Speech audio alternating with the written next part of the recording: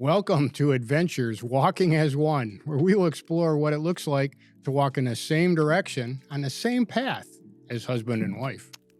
We are Mark and Carol Schweiger from Walk as One Ministries, and we believe that marriage is the greatest adventure and worth preparing for. All right. So, what are we going to talk about today? Hope for marriages. Hope for marriages. Well, Yeah. Is there hope for marriages? yes, definitely hope for marriages. There is hope Yes. with faith in God, intentional actions. Marriage can be restored and transformed back to the way God intended them to be. Yeah. I really think that, let's define what is hope, okay? There's the feeling of expectations of certain things to happen. It involves trust, right? Yeah. Confident expectation. I like that as part of the definition. Confident expectation and assurance. Also, there's optimism and anticipation with hope. So I really like that. You don't have to walk it alone, but you've got to want to do the work. You gotta Right. want, yes, you gotta want to do the work. The one thing I like is that God set up marriage. Yeah. And we believe that it's the cornerstone of family. And as God set it up and it is cornerstone of family, it's going to come under attack. Yeah. Because there's an enemy, there's God, and then there's our enemy. He does not want marriages to succeed. No. And so we know they're going to come under attack. You have to understand that. So it's not easy. But with God, we can make it through this. Yeah. I like to remember that marriage is the image of God. Yes. And that reminds me that it's so important to really uphold it and Yeah. have hope. Exactly. And so, because this is a God thing, we don't Mhm. have to walk it alone, which is really cool. Yeah. God And will that's the help cord us. of three. Ecclesiastes 4:12 being that cord of three. So important.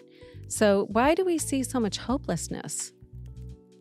There's, it seems like everywhere we turn around, marriages are struggling. And there's many factors to that. So let's talk about some of those factors. Yeah, for me, the thing that, at least that sticks out in my head, is most people, actually, it seems like everybody that we talk to are trying to change the other person.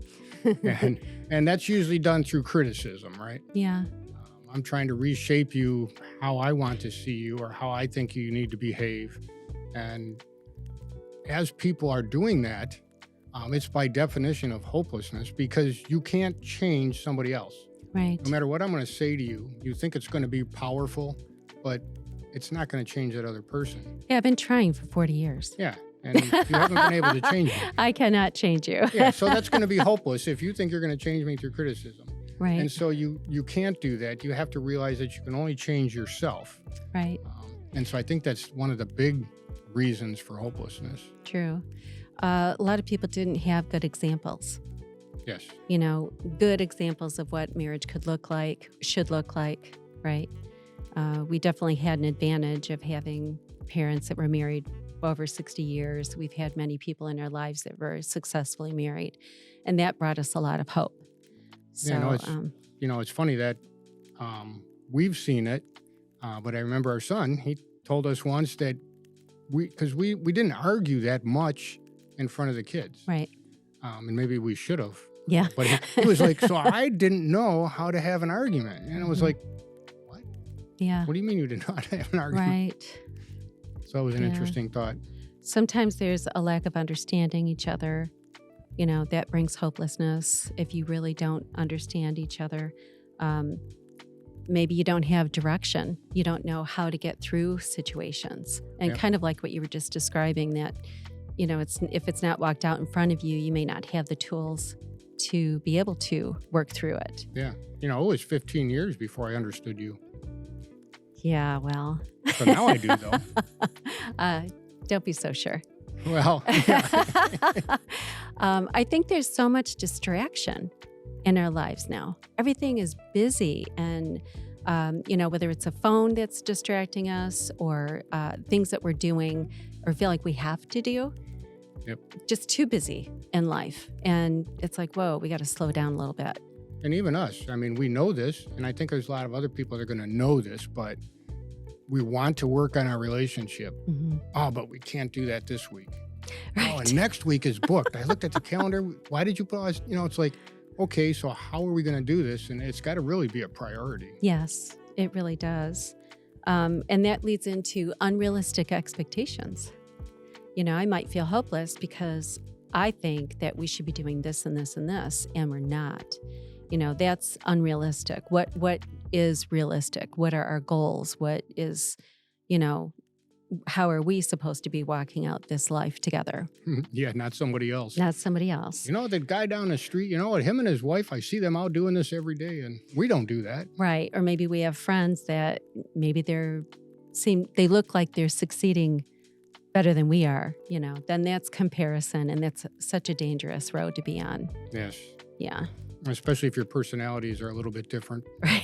Right. If you don't have the same personality and you're comparing us to somebody that is different than we are, and it's not going to work out well. No, it will not. Let's talk about benefits of having hope.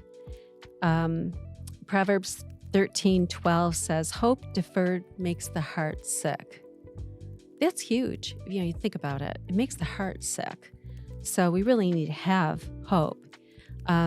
Here's an example. When we had a stillborn son, and I remember thinking, and we got pregnant right away, right after that too. And I kept thinking, oh my gosh, I need to know what happened with the one we lost so that I can maybe protect the other one, right? But we could never get answers. And really, it caused me to rely on the Lord and have my hope in Him. And I got to the point where I didn't want to know what happened because I didn't want to rely on other things. I wanted to rely on God to have hope that the next pregnancy would be fine, that baby would be healthy, right? And I could see myself trying to rely on myself, because I believe if I get a process down, I ought to take care of just about anything. Right. Yeah, you and your processes, so it's relying on me. But the benefits of hope? I was going to say, let's talk about some of the other benefits. And this is for if I have hope. Yes. If I have hope, I'm going to naturally have less stress in my life. Right. Because I'm not looking to change you. Right. I mean, that's going to be criticism, or what's that other word when I keep bringing something up and I'm talking over and over? Nagging? Nagging, yeah. Yeah, so I'm not nagging, or we're not nagging each other about how we need to change. And so there's going to be a lot less stress naturally just from that. I think there's financial benefits too. If you're hopeful, you're not going to be looking for, oh no, we don't have enough. We got to do this. We got to do that. It just gives you more peace. A little bit of trust. Mm-hmm. I mean, if I have hope, I'm going to be a little more trustful of my partner. Yeah, trusting. Mm-hmm. A healthy family environment. I think about in our home, if we didn't have hope, raising a family, that would be horrible, right? And it doesn't mean that a person who's hopeless, they don't have money, they don't have this. You could have everything and still not have hope, right? But it gave stability to our family. Our kids were happier, right? Yeah, it's not the toys. It's not the toys. It's not the toys. Mom and dad are healthy, and it's amazing because you see family after family just from the outside looking in. If mom and dad are doing good, the kids are a little more well behaved. If mom and dad aren't doing good, then all of a sudden the kids something's not right, and they start acting out against that. Oh, completely. Which is interesting. Yeah, completely. And you wonder what's going on. But you're making that relationship a priority. The other thing would be reduced isolation. If there's hope in the relationship, you're not going to want to isolate. If you don't have hope, you're probably going to want to go find a dark corner and, cry. Yeah, and I mean, you could be in the same house, sitting next to each other on the couch, and you could still be isolated. Yes. Which is kind of strange, but your relationship is not there. Right. So you're doing something totally separate from each other, not talking to each other at that point. Right. Hope will bring better sex. Did I say that too softly? Better sex. Good reason to have hope. And really, if we're doing well, we have hope, your emotional connection is going to be better. Yes. I mean, it's just going to be natural that we'll be doing things together. We have hope. We're going to be able to get through any issues, and it's just going to make, like we've been saying, it's just going to make everything a lot easier. Right. I'm not going to feel threatened by you cheating, right? If there's a lot of hope in the relationship, there would be no reason to even think about cheating. So there's a lot of security there. Better physical health. You would probably sleep better, right? Yeah, because that goes back to the stress. You're not stressed out, waking up in the middle of the night wondering what's going on. Yeah. So, yeah. Yeah. And just plain old happier. Happier. Yes. Happier. You see people, you got to smile a little bit. That'd be a good plug for our next episode, right? Yeah, about attitude of gratitude. Woohoo, coming up. So if you're happy, you will have an attitude of gratitude. That's right. Or it'll help. It'll help. Hebrews 10:23 says, "Let us hold tightly without wavering to the hope we affirm, for God can be trusted to keep his promises." That's awesome. We can have hope because he keeps his promises. Yep. Well, so now let's talk about, if I'm in this situation of hopelessness, how we can have hope. Yeah. And it's not magic. No. You know, well, you got the word, and then I just look at the Bible and I read it, and everything's going to be fine. Well, no, it's not a magic act where you wave a magic wand over it. You have to be intentional, and both of you have to want to do this. Right. So if you want to start the process of having hope, two of you agree, and you're going to start walking in the same direction. Right. Have we ever had hopelessness in our marriage? I have never felt hopeless. And, you know, when I was thinking about this particular episode, it seems that every year, it's probably about 38 years. So it's from our second year of marriage, maybe our second, third year, we've attended marriage conferences. We've done studies. Yeah. Read books. Started Walk as One Ministry. So every year we do something that forces us to have this communication. And so I guess that would be one thing that I would encourage people to do is you have to set aside time. You have to be intentional. You have to work on it. It's just not going to happen by itself. Right. I believe that hope takes faith, like we've been talking about, trusting God to be there, and small tangible steps, which is that intentionality, and then prayer, Always praying together. Yeah. So let's talk about some of those things in detail. We'll go into that with starting with faith. Faith, and I like faith. And Hebrews 11:1, faith shows the reality of what we hope for. It is the evidence of things we cannot see. Yeah. So it's not there yet, but it's evidence of things I hope for. Yeah. And I think we can start off as an example of some things in our lives that have seemed hopeless. Right. Or actually just one thing in our life that seemed hopeless. We've had a few, Yes. but we'll just use one example. Retirement. And that was retirement. Yeah. Now that we are retired, I can look back and talk about this. Right. It's a little easier when It's you're a step off the cliff. yeah, it is. And, I remember we started thinking about retirement, and always, I remember my dad telling me, you got to save money, you got to save money. Well, Right. most of the time when you're thinking about this, you're a lot younger. Just a new house, and you got a new family. We don't have yard equipment, and we're trying to figure out how to spend money. So it's like, well, are we not? Yeah, How try to to save figure out how to money, how save not money, to spend money. Not to spend money. Yes.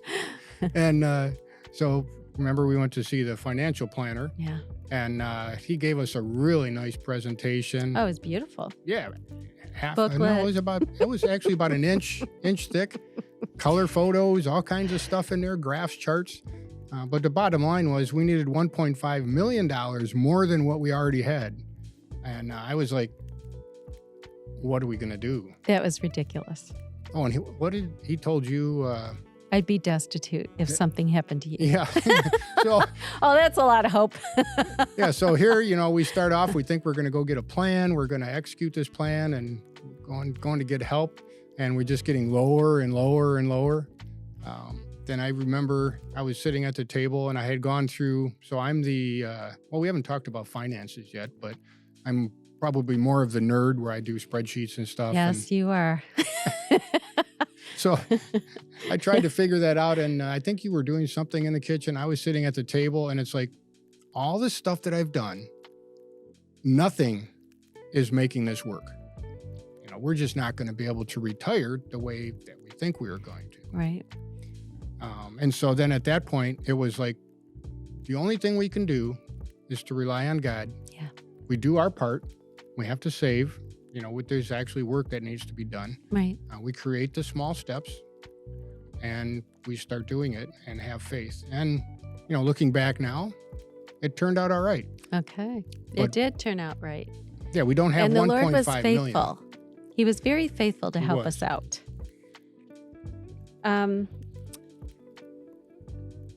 There's small successes over time, right? It's just little by little. And why don't you talk about David? You had mentioned, we were talking about this before, but David and Goliath in the Bible. Yes, and this goes to small accomplishments and why we have small steps. And so David, before he fought Goliath, he had killed a lion and he had killed a bear, which, he wasn't a really big guy. He was fairly young at the time. Yeah. But what the shepherds did back then is they would carve events in their lives on their staff. Mm-hmm. And then you can go back. Successes. Successes, yes. Yeah. Yeah, successful events. And so he would put those in there. And then before he was going to fight Goliath, he brought those back into his memory. Mm-hmm. And so that's why small steps are important. Yeah.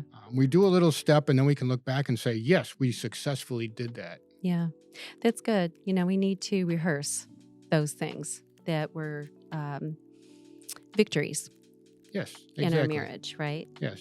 There's other things that we can do to encourage hope, and that would be reading books together, thinking about like the love languages and how am I helping you. And, if you know that your mate is striving to help you, you're going to have a lot of hope, right? Yes. And, for us, and I know one other couple for sure that finding different books to read together. It's kind of like self-help books, like how to do something in your marriage, find something that you feel you need to work on, but read a chapter, talk about it. We had a lot of fun doing that. A lot of fun. And there's another point. Have some fun, right? Because if you're stuck in the day-to-day of everything you have to do, busyness, and you're not having any fun, then that really is tearing down rather than building up. So that's something that strive to have fun. Yes. Go on dates. Go do fun things together, Yes. We also did lists. We would create lists of things that maybe we need to work through. And it built a lot of hope when we saw we were achieving things that we needed to do. That was important for us to do. Yeah. Sometimes it was, you have to, be persistent with that, because I would have my one or two things on my list and then you would have a scroll. I was like, oh, no. Yes, but we got through it. But we got through it one item at a time, and we could look back and say, yes, we're checking this off. We were successful at resolving these points of, I guess you would call them a little bit of conflict. Issues or whatever. Yeah. But it brought me tremendous hope. Yeah. And what's really important is when couples understand when they have issues, it's not uncommon. It's normal to have issues. We're different. You are different than me. I'm different than you. And of course, you're going to have conflict, but that's okay. It's normal. It's how you resolve those conflicts that matter. And that's what brings hope when you get through the resolution of that. It's funny because we think that our issues are unique, but people have been around for a long time. Yeah. and marriages and relationships have been around for a long time. A very What long makes you time. think that somebody else hasn't had this issue already? That's right. So somebody has had the issue and has gotten through it. Right. A testimony that came through after one of our conferences that we did. I'm going to read this because it brought hope to them. And she said, my husband and I were going to be divorced, but the seminar changed everything. Everything we struggled with was mentioned in the seminar, and we were so moved and blessed. I know the Lord led us here. I love that. It's like what we do is not in vain. but it brought hope to somebody. So they went to a conference, they worked on their marriage, and now they have hope. And that's what we're striving for. And that reminds me of the verse that talks about overcomers. Yeah. So we are overcomers by the blood of the Lamb and the word of their testimony. That's so we have right. to share our testimonies with each other, share how we did these things. And I guess that's really why we're here, right? It is. So we'll talk a little bit about prayer. To hope in the Lord is to place your trust and confident expectation in God's character, His promises, the actions, rather than the worldly things or our feelings, because our feelings are so deceived. And worldly things, how do you get hope out of worldly things, right? Exactly. So having a firm belief in God's faithfulness is just so key, really trusting Him and just waiting on Him.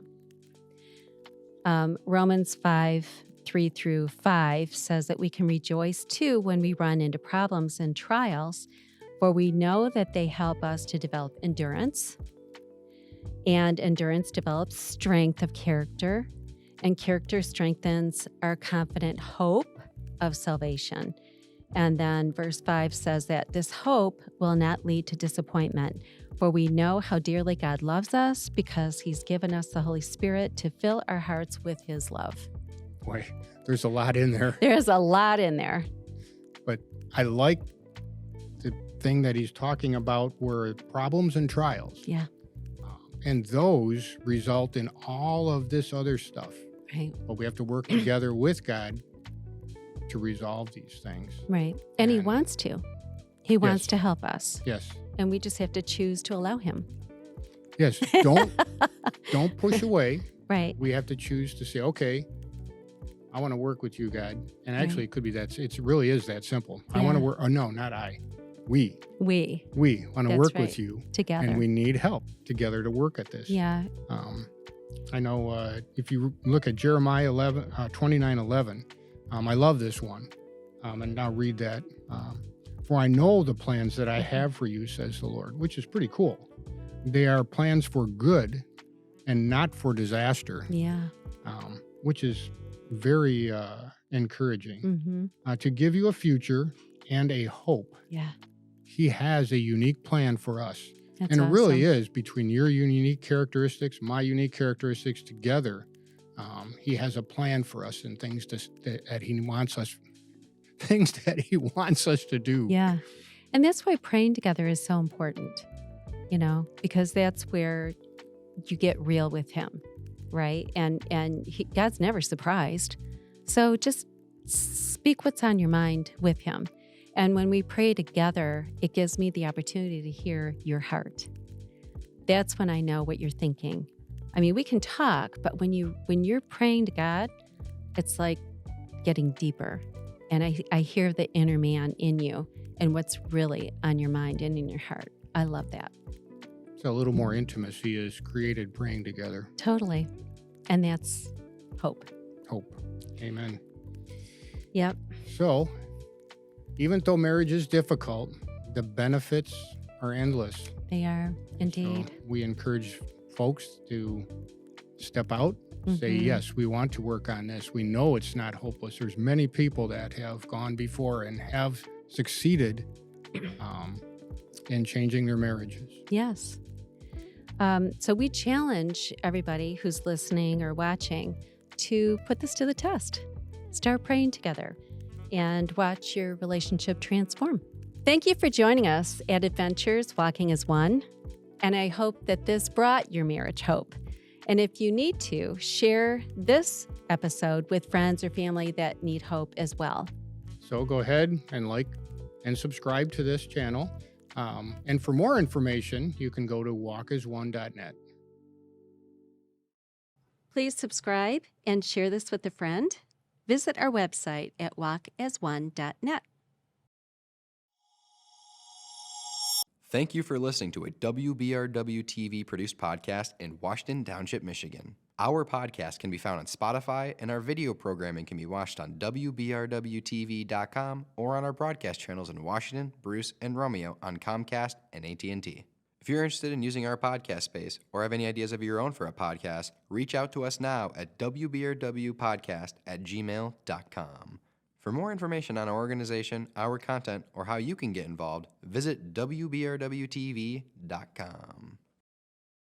The opinions, findings, conclusions, or recommendations expressed in this program do not necessarily reflect the views of the Charter Township of Washington, Michigan Community Media, or WBRW-TV.